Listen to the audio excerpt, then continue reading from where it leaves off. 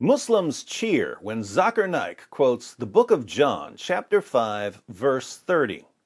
Gospel of John, chapter number 5, verse number 30. I can of my own self do nothing.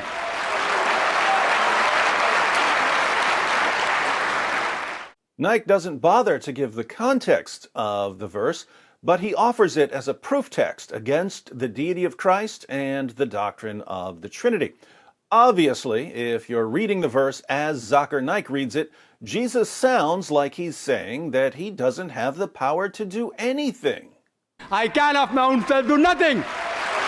So, according to Zakir Naik, Jesus' words in the book of John, chapter 5, verse 30, prove that he's just a man, a helpless human being, certainly not God.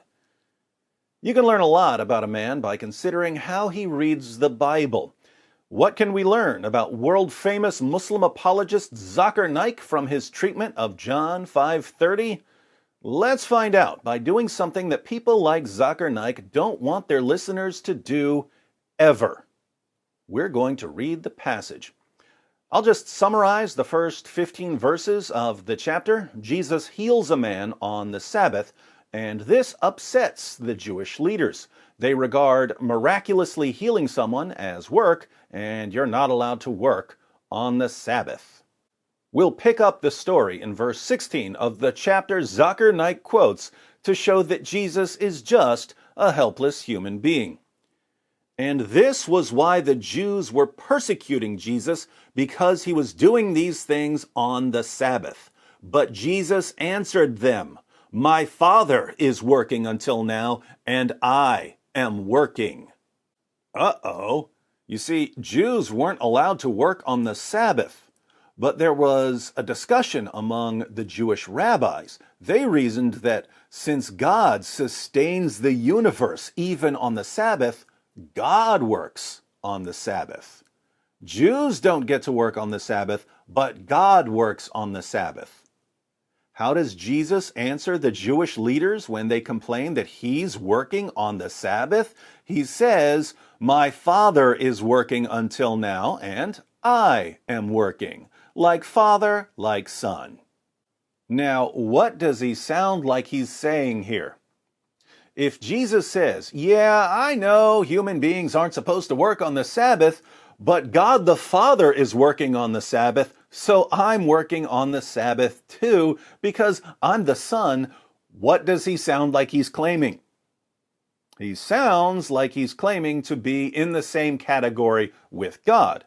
And as the next verse shows, that's exactly what the Jewish leaders thought he was saying. Look at the heading, by the way. Verse 18, "This was why the Jews were seeking all the more to kill him, because not only was he breaking the Sabbath, but he was even calling God his own Father, making himself equal with God." In the Bible, people or groups of people can be children of God in various ways. We're all children of God in the sense that God created all of us. This is the basis for Ahmed Deedat's sons by the tons response. Oh, you claim that Jesus is the Son of God, but God has lots of sons in the Bible. Yeah, there are lots of sons of God in the Bible, but the phrase Son of God is used in different ways. The question is, what does the phrase Son of God mean when it's applied to Jesus? Does it mean something more than when it's applied to me? In this passage, Jesus is claiming to be the Son of God in a unique way. When he says that the Father is working on the Sabbath, so he's working on the Sabbath, the complaint is that he's calling God his own Father, making himself equal with God. Notice, the Jews thought that Jesus was claiming to be a separate God, a separate deity. He's the Son who's equal with God, but who can act on his own, separate from the Father. But Christianity doesn't teach that Jesus is a separate God, so someone is misunderstanding something here. Now, if Muslims are right, and Jesus is a mere human being and a Muslim prophet, he's going to correct their misunderstanding by saying, "Wait, you think I'm claiming to be equal with God? I'm not claiming to be equal with God. I'm only human, just like the rest of you." But if Christians are right, and Jesus is the divine Son who has the nature and attributes of God and who is one with the Father, he's going to correct their misunderstanding by saying, wait, you think I'm claiming to be a separate God? I'm not claiming to be a separate God. Yes, I'm God, but I don't act on my own. Everything I do comes from the Father because I'm one with the Father. Let's see what Jesus does. Verse 19. So Jesus said to them, truly, truly, I say to you, the Son can do nothing of his own accord. Oh no, Christians. Jesus says that he can do nothing of his own accord. That sounds very similar to verse 30, where Jesus declares, I can of my own self do nothing. But wait a minute. When Jesus says that he can do nothing of his own accord, does he mean that he's a helpless human being? Or does he mean that he can't do anything separately from the Father because he's one with the Father? Let's at least read the entire verse before we decide. So Jesus said to them, truly, truly, I say to you, the Son can do nothing of his own accord, but only what he sees the Father doing. For whatever the Father does, that the Son does likewise. Jesus does whatever the Father does? What mere human being, what mere prophet would say, everything that God does, I do too?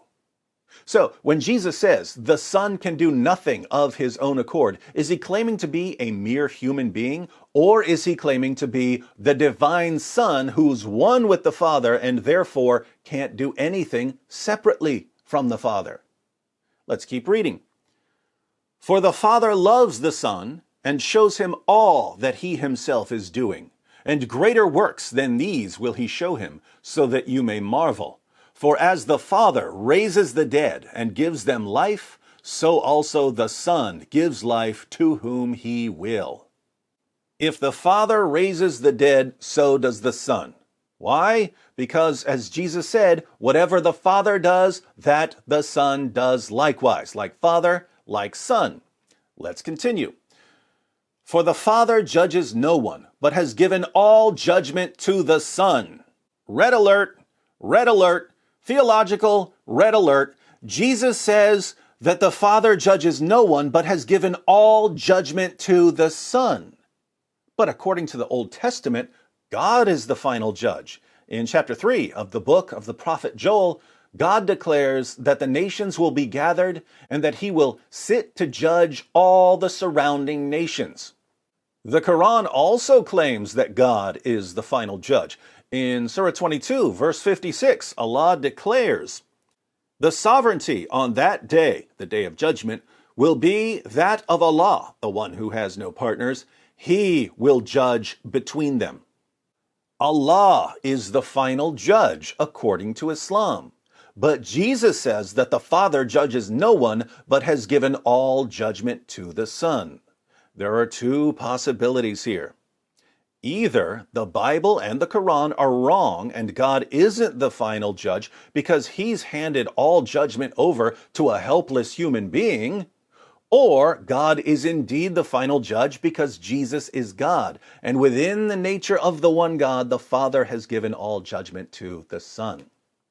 But why would the Father give all judgment to the Son? Jesus tells us. For the Father judges no one, but has given all judgment to the Son, that all may honor the Son just as they honor the Father. Father and Son are one, but the Father hands all judgment over to the Son so that all may honor the Son just as they honor the Father. Tell me, do we honor mere human beings the same way we honor the Father? Of course we don't. Do we honor human prophets the same way we honor the Father? Absolutely not. What is the only possible basis for honoring the Son just as we honor the Father? The only way we would honor the Son just as we honor the Father is if the Son has the same nature and attributes as the Father. Side note, Where did Jesus say, I am God, worship me? Common question from Muslims. But notice, Jesus says that all human beings must honor the Son just as we honor the Father. One of the ways we honor the Father is through worship.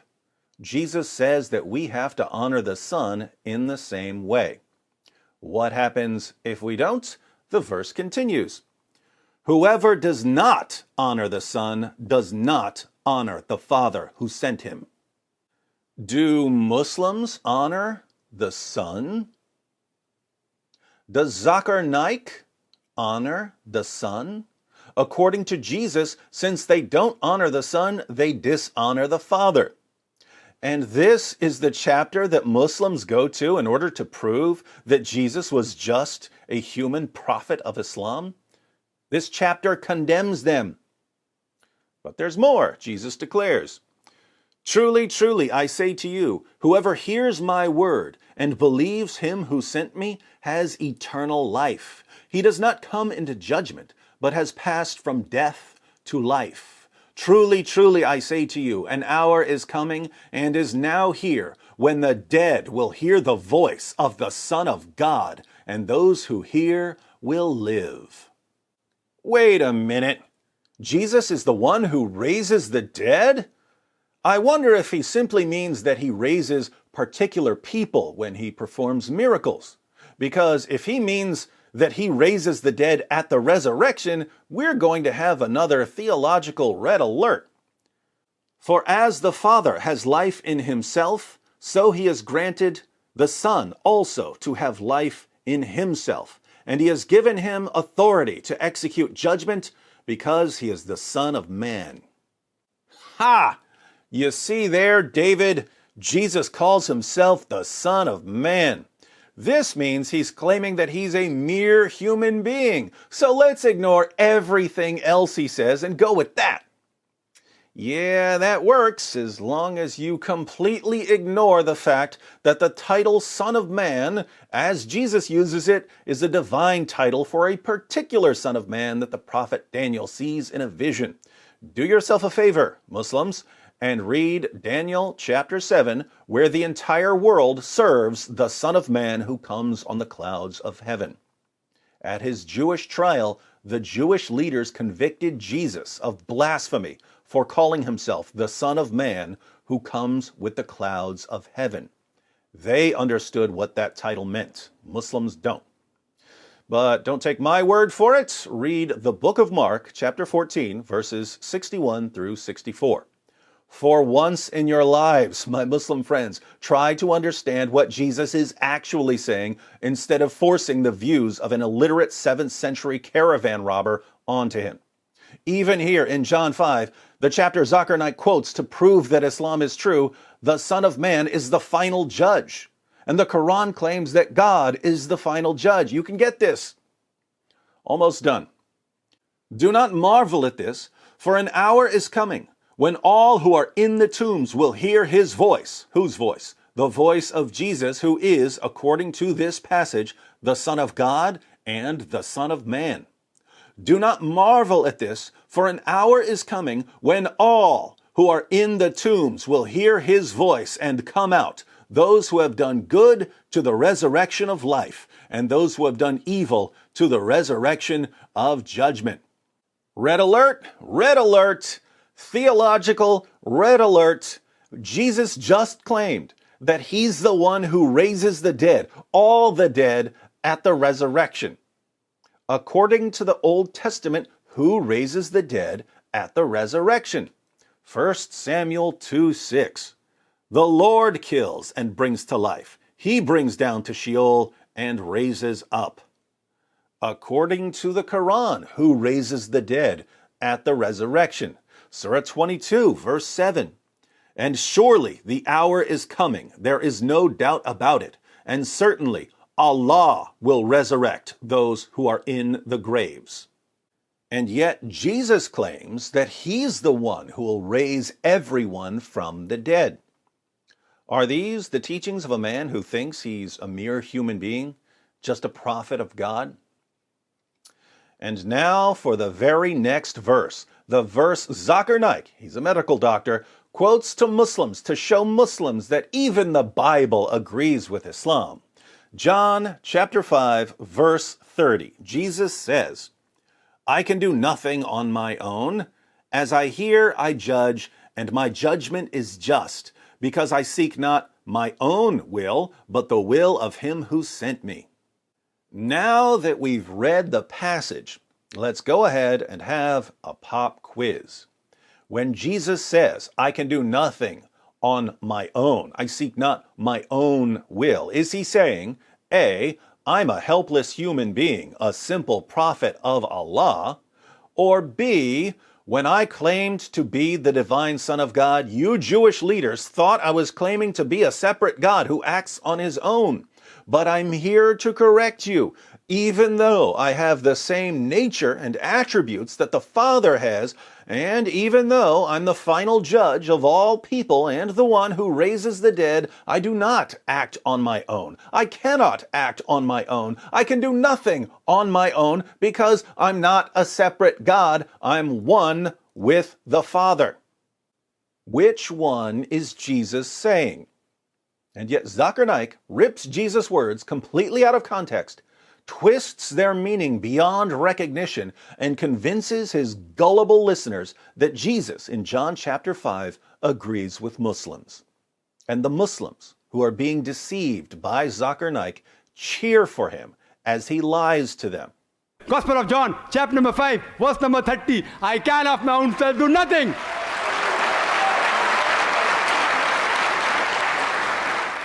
Why do Islam's most popular speakers and apologists constantly lie about Jesus in order to deceive their listeners? That's the spirit of Islam, my friends.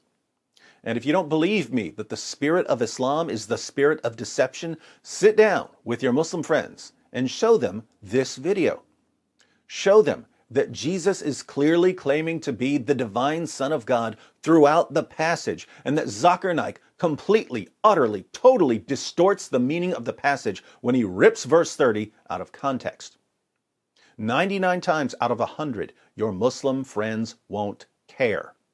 They won't care that Zakir Naik is lying about Jesus, as long as Zakir Naik continues doing something far more important, convincing Muslims not to question Islam. Hopefully, you'll sit down with the 1 out of 100 who does care, the one who's better than his religion calls him to be, the one who hates deception. If you sit down with him and show him how Muslim apologists constantly, endlessly lie about Jesus, he will soon be on his way out of Islam.